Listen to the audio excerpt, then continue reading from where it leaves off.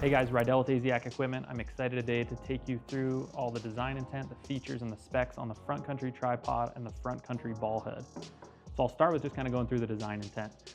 So the Frontcountry tripod is, as the name implies, meant to be used in the front country. That's going to be closer to the truck on one-day trips or when stability is your number one goal and features is your number one goal over minimal weight.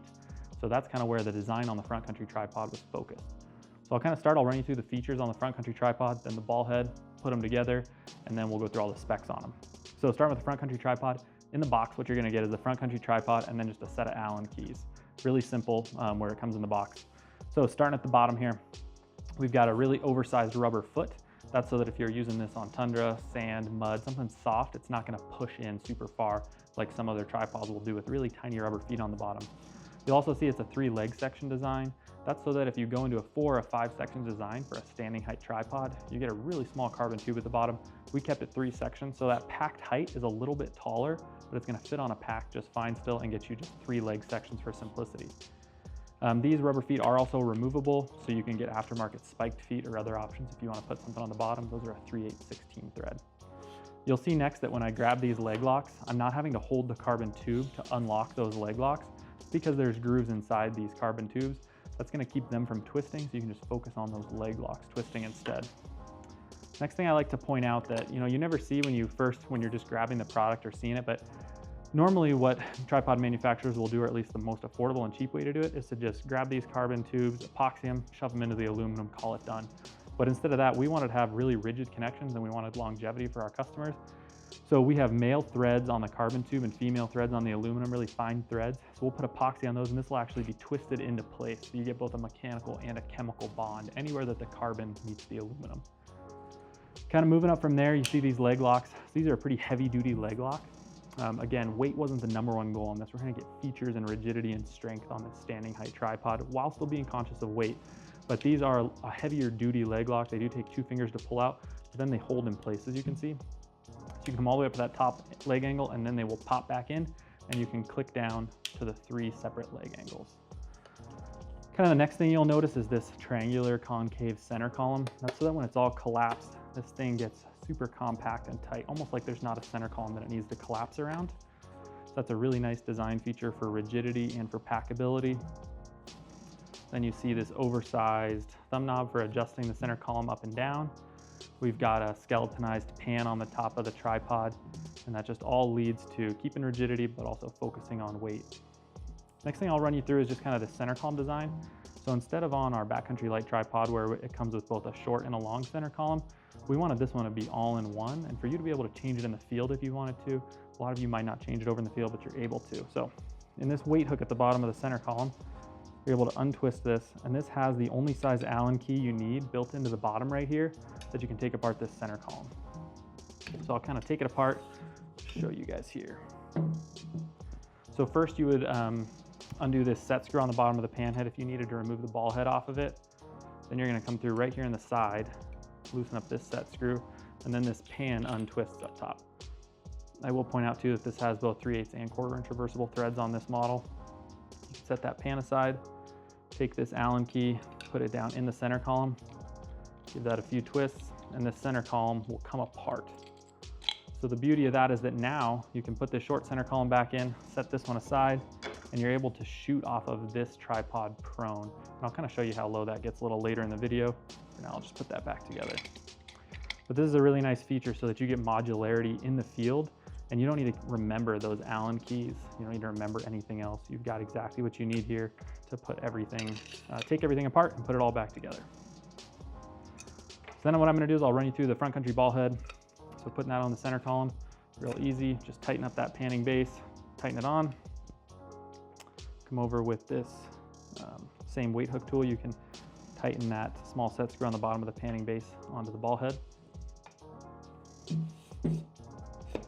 This guy fits in place. You can put the weight hook right back in, tighten up the center column.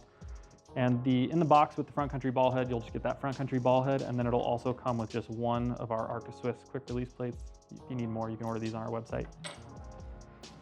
So this ball head's very feature packed. It's not just a plain ball head with a panning base and a ball. Of course, it has those features though. So the panning base, really simple. You get that independent panning action. We've got tick marks every 5 degrees for if you want to keep track of how you're gridding a hillside. Moving on to the ball head, so it's just this large locking knob on the side, knurled, really oversized, easy to use with gloves for that ball head. Going through more of the standard features, Arca Swiss dovetail, of course, up top. And then you're gonna have a bubble level, I forgot to mention, here on the tripod. Then you also get one here on this Arca plate, so that if you wanna go, you've got a bubble level here, and then you've also got a bubble level here. So you can get this thing leveled in a lot of different directions, if that's what you intend. Going through some of the special features then, this has 2 really special features on it that set this ball head apart. So the first one is minimum tension. So if you're glassing with your spotting scope, and you've got a really heavy spotting scope, and let's say you want that to be your minimum tension there. So that ball head's not just gonna flop over. You can tighten that ball to that tension, then you can come in and you've got this minimum tension adjustment here. You can tighten that down clockwise until it bottoms out. Now you can't back this ball head tension off any further. You can still lock it, but you can't back it off any further. So that's gonna leave you that minimum amount of tension that you want, and you can set that wherever you want. If you wanna reset it, just tighten the ball head a little bit, back that out. Now you can come and totally loosen it up again. The next really cool one, so a lot of the downfall, or what people don't like about ball heads, is the ability to have an independent pan and tilt so that they can glass with it. We're able to solve that with this ball head, so you get the full ball head motion, which is great for shooting, great for quick setups, everything else, but you're also able to put this into an independent pan and tilt. So that panning base is the independent pan. For tilt, I'll kind of turn this over and show you guys. So on this ball, there's these holes here on either side of it. And with this pin right here, we'll insert into that. It's a spring-loaded pin. And there's these little laser hash marks.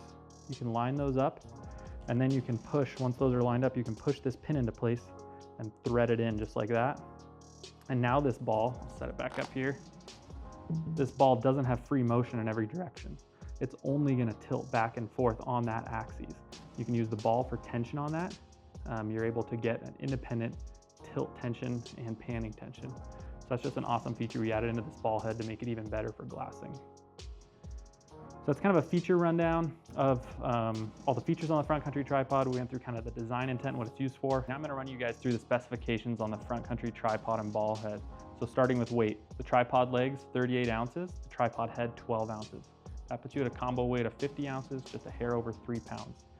Height, so fully extended with the legs and the center column up, you're gonna get 67 inches of height with just the tripod, another 3.2 for the ball head, puts you at just over 70 inches. I'm 6'2". I can easily stand and glass off of this tripod. Somebody up to 6'4" or 6'5" could do that as well. Packed height, so the tripod alone is 22 inches, ball head's another 3.2. As you see it, you can drop that head to the side, drop a little bit of height, so 25 inches. That's still gonna be easily gonna be able to go into a pack and not stick way up over your head. So even though we did a 3-leg section design, this tripod got a little longer. We did that for strength, rigidity, a lot of other options. It does make it a little bit taller, but easily fits in a pack still. We got 3 leg angles on the tripod. We went through that. And then on the carbon tubes, diameter on these guys is 1 1/8, 1 inch, and 7/8 of an inch. So we've got weight, we've got max height. What I'm gonna do now is take apart the center column, put it back into the short configuration, and I'll show you how low it can get to the table as well. So the final specification I'll show you guys is just this prone or collapsed height on the Frontcountry tripod. So this will get all the way down to 4 inches, plus the 3.2 on the ball head, right around 7 inches. Plenty low enough to shoot prone off of. And then you still get a little bit of adjustment with this short center column. So you can come up and down, you can change angle locks. This is gonna make it really nice for shooting off of. You can get a lot of different heights in there. Okay, so I hope that gave you guys a good idea of all the features and specifications of the Frontcountry tripod. Gives you a good idea if it's gonna fit into your hunting kit. We're even filming off of this right now. So if you have questions about photography or film with this as well, we'd be happy to answer those. If you're looking to purchase the Frontcountry tripod or ball head or have any questions, you can always reach out and contact us, aziacequipment.com.